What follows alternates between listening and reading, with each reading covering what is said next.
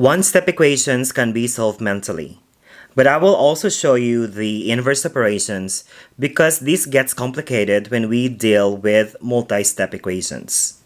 It's extremely important that you have a strong foundation with one-step and two-step equations to be successful later on when we do multi-step equations.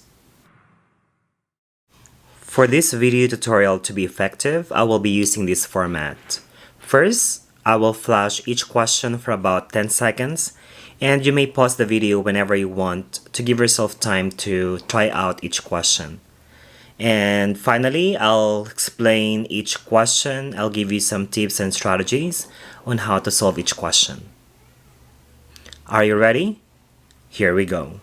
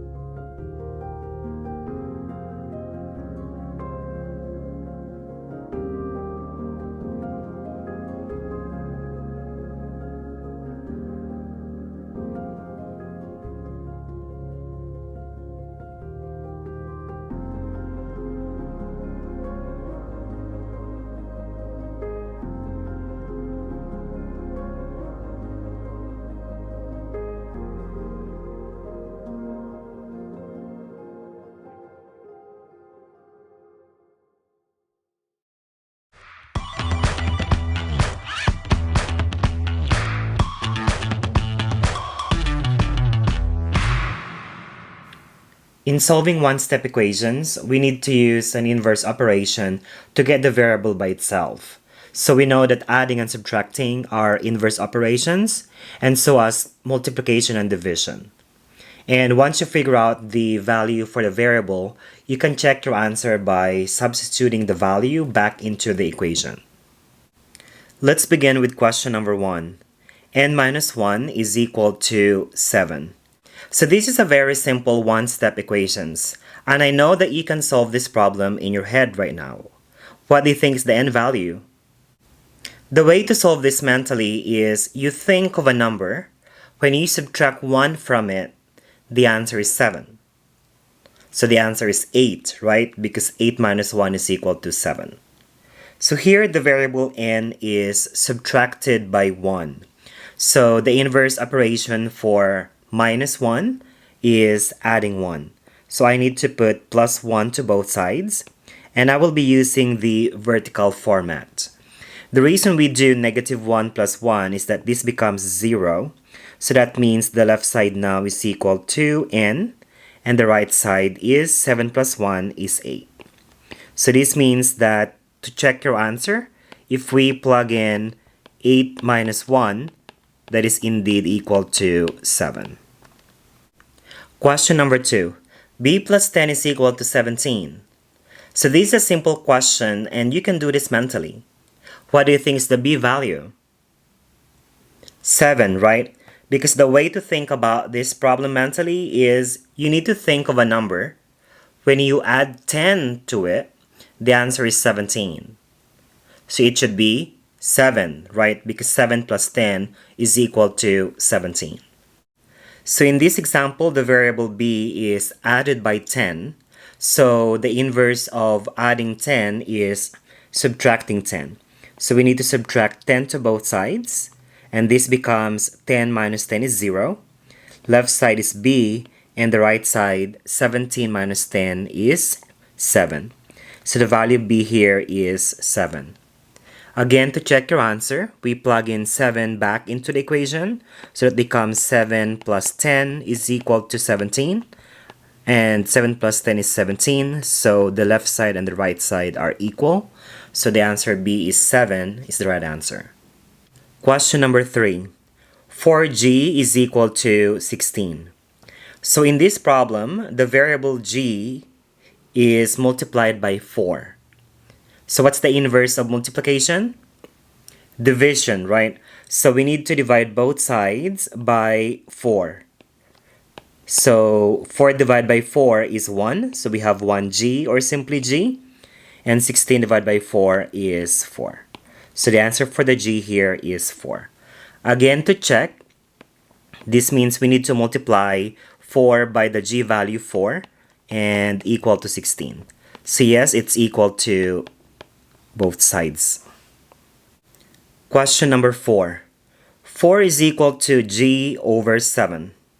So g here is divided by 7. So the opposite or the inverse operations for dividing by 7 is multiplying by 7. So this means we need to multiply the right side by 7 and also the left side by 7. And 7 times 4 is 28. If you multiply 7 by g over 7, 7 divided by 7 is 1. So that means the right side is just g. So g is equal to 28 or 28 equals g. Again, to check, we have 4 is equal to g over 7 and we have 28 divided by 7. So 4 is equal to 28 divided by 7 is 4. So that is correct. Question number 5. G plus 3 is equal to 66. So in this problem, g is added by 3. So the inverse operation is minus. So we're subtracting 3 to both sides. 3 and negative 3 is 0.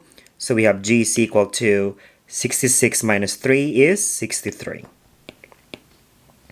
Again, to check, we have 63 plus 3 is equal to 66, and 66 is equal to 66.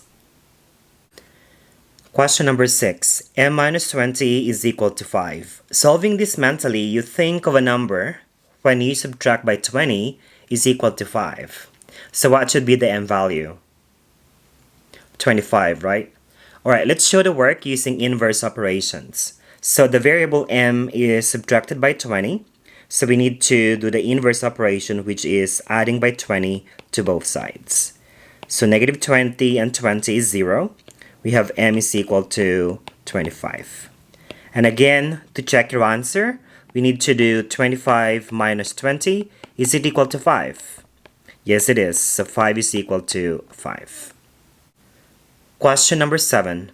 18 is equal to j plus minus 70.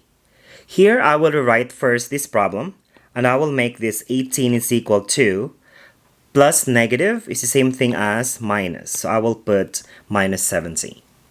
So the variable j here is subtracted by 70.